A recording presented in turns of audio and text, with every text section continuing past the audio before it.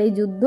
এই কালার করার পরে যে পরিমাণে নিচে পড়ে, কালার বালারা যেন অনষ্ট করে কি আর বলবো। মানে এগুলো ঘষতে ঘষতে উঠাতে হাত পুরো ব্যথা হয়ে যায়।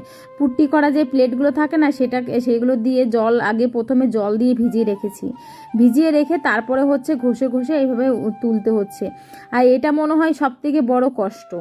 এই যে পুজোর শপিং করো করো ওটা কোনো ব্যাপার না, বাট পুজোর জন্য ঘরে কালার করো, এটা যে কি কষ্ট একমাত্র যার বাড়িতে জিনিস সরিয়ে কালার করা হয় সেই বুঝতে পারবে আমার কষ্টটা। আমি এই দুদিন ধরে মানে এই কালারের পিছনে এত পরিমাণে খাটাখাটনি করছি, তোমাদের কি আর বলবো। হয়তো সবটা ভিডিওর মধ্যে তুলে ধরতে পারি না, সবসময় ক্যামেরা সেট করে সত্যিই হয়ে ওঠে না। কিছু কিছু জিনিস চাইলেও কষ্টর জন্য মনে হয় ছাড়ো, বাদ দাও, থাক আর কত করব। এরকম মানে চিন্তা ভাবনা করেও অনেক কিছু ভিডিও করি না। তো যাই হোক, যেটুক করি সেইটুকুই তোমাদের সাথে শেয়ার করার চেষ্টা করা হয়।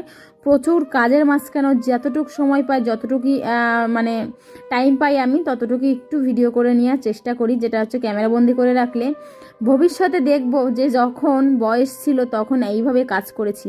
যখন কাজ করব না, একটা মানে মজার কথা বলি, যখন হচ্ছে এই কাজগুলো দেখাবো, বৌমা বাড়িতে আসবে, তখন বৌমাকে দেখাবো, দেখো আমি বয়সকালে এত কাজ করেছি। বাট তোমাদের সেটা মানে তোমাদের আমাদের করতে হয়েছে বলে তোমাকেও করতে হবে এরকম কিন্তু নয়, ঠিক আছে? কেননা হচ্ছে দিন যত যায় তত মানুষ পরিবর্তন হয়, তত যুগের সাথে সাথে মানুষও পরিবর্তন হয়ে যাচ্ছে। আমাদের দিনে আমরা এত কাজ করেছি বলে আমাদের বৌমাদেরকেও করতে হবে, এটা কিন্তু কোনো মানে নেই। এখনও অনেকেই শাশুড়িরা আছে যারা বলে যে আমরা করেছি তোমরা কেন করবা না, আমাদের সময় আমরা ধান ভেঙে খেয়েছি, ধান কুটে খেয়েছি, এরকম অনেক উদাহরণ দেয় এখনকার মানুষ। যেহেতু আমি গ্রামে থাকি, তো সব বউরা যখন এক জায়গায় বসে এগুলো কিন্তু আলোচনা হয়, এটা তোমাদের সত্যি কথাই বলছি। তো সের জন্য হচ্ছে আমি চাই না আমার বৌমাকে কোনো দিন আমি করেছি বলে আমি তাকে দিয়ে করাবো। হয়তো ততদিন বেঁচে থাকবো কি না থাকবো সেটা পরে কথা, বাট যদি থাকি মনের ফিলিংসটা একটু শেয়ার করলাম তোমাদের সাথে। শেয়ার করার তো মানুষ থাকা লাগবে, তো একমাত্র তোমরাই এক পরিবারের মতো আছো, তাই তোমাদের সাথে একটু শেয়ার করলাম। যাই হোক, সেটা তো পরের কথা, দেখা যাবে, বাচ্চা বড় হোক, এখনও শাকের মধ্যে পোকা, দেরি আছে সেই দিন আসতে। তো যাই হোক, মনের আশা একটু ইচ্ছা হলো যে তোমাদের সামনে প্রকাশ করি বা তোমাদের সামনে একটু তুলে ধরি, তাই একটু তুলে ধরলাম। এই যে দেখো, জল দিয়ে প্রথমে এত পরিমাণে ডোলে ঘষেছি, মানে বিশ্বাস করবা না, আমি প্রায় 1 ঘন্টার মতন এইভাবে ঘষেছি। বাট আমি ভিডিওটা করছি কতটুকু, মাত্র 8 থেকে 9 মিনিটের একটা ভিডিও হয়েছে, কিন্তু এই খাটনিটা আমার প্রায় ঘন্টাখানিকের মতন লেগেছিল, প্রচুর মানে সময়ের দরকার আর কি। আমি অনেকটা সকালবেলায় আজকে ঘুম থেকে উঠেছি, যেহেতু আমার মাথায় না চিন্তা থাকলে, কাজের টেনশন থাকলে রাতের বেলা সত্যিই ঘুম আসে না। তো আগে কখন ঘুম থেকে উঠবো, যেহেতু গ্রহণ ছাড়ছে, কিছু খেতেও পারবো না, গ্রহণ মানে স্নান না করা অবধি, ঘরে জল টল সব কিছু ফেলানোরও ব্যাপার আছে, অনেক কাজ আছে। গ্রহণ লাগার দিন সত্যি অনেকটা কাজ থাকে। তো যাই হোক, এখন হচ্ছে সেদিনকে সকালবেলা ঘুম থেকে হয়তো তাড়াতাড়ি উঠেছি, তারপরে হচ্ছে একের পর এক এই যে ঘরগুলো ঘষে ঘষে মুছতে অনেকটা সময় লেগে গেছে। তার মাঝখানে বাচ্চাদেরকে টিফিন তো বানানো হয়নি, তো সেদিনকে বলেছি টিফিনটা কিনে বিস্কিট কিনে তারপরে দিয়ে দিতে, কেননা যেহেতু স্নান না করে বাচ্চাদের কি আর মানে টিফিন কী করে দেবো বলো, স্নান না করে। তো এখনও গায়ে ধোয়ানো বাকি আছে, সেগুলো পরে করব, সবটাই পরেও ধীরে ধীরে করা হবে। কিন্তু এগুলো হচ্ছে যেগুলো আগের কাজটা সেগুলো তো করতে হবে। একাই হচ্ছে গ্রহণ লেগেছিল বলে তাড়াতাড়ি করে ঘর দোর মুছতে হবে। আর তারপর যদি থাকে এইভাবে ঘরে অপরিষ্কার অবস্থা, তাহলে কেমন লাগে বুঝতে পারো। যাই হোক, অনেক কষ্ট, অনেকটা সময় নিয়ে এইভাবে ঘরগুলো মুছতেছি, বিশ্বাস করবা না।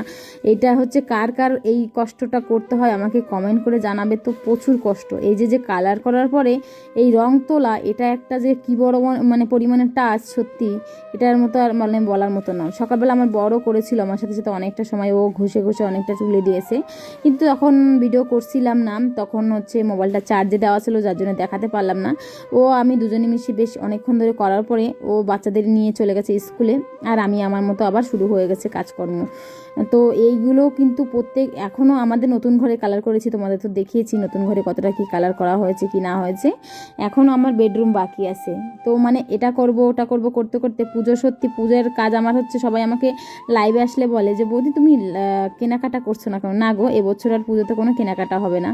পুজোতে কেনাকাটার পয়সা থেকে আমি সেই নিজের যেগুলো কিনে কেটে মানে যেগুলো জামা কাপড়ের দরকার বা কিনবো সেই পয়সাতে, আমি সত্যি কথা বলছি তোমাদের আজকে একটা সত্যি কথা, যেটা হচ্ছে সেই পয়সা দিয়ে আমি ঘরে কালার করেছি, যার জন্য পুজোতে জামা কাপড় কেনার মতো সমর্থ বা ইচ্ছা আমার দুটোর একটাও নেই।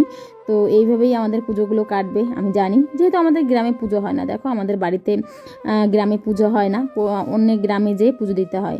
তো সেজন্যই ভাবলাম যে চলো অষ্টমীর অঞ্জলি দেওয়ার জন্য শুধু একটা কটন নতুন শাড়ি হলেই হবে। জল ছাড়া হয়েছে, স্নান করেছি, স্নান করে ঘরে সব জল ফেলে দিলে খাওয়ার জলগুলো বসছি। আমার গা কিন্তু পুরো ভিতরে স্নান করে গেছে, স্নান করি ঘরে সব জল বসতাম, সব জল ফেলে দিই, তারপরে এখন জল করতে আসছি। আসলে জলটা ফেলে দিয়েছি, তো তার জন্য একটু জায়গায় জল খাবো সেটি টাইম নেই, আমার ট্যাঙ্কি ভরে গেছে। তো সেই জন্য ঘর দোর সব মুছে টুচ্ছে পরিষ্কার করে এখনো গায়ে ধোয়াইনি, স্নান না করে গায়ে দুধ ধোয়াবো না বলে এখনো ধোয়াতে সব মাইকে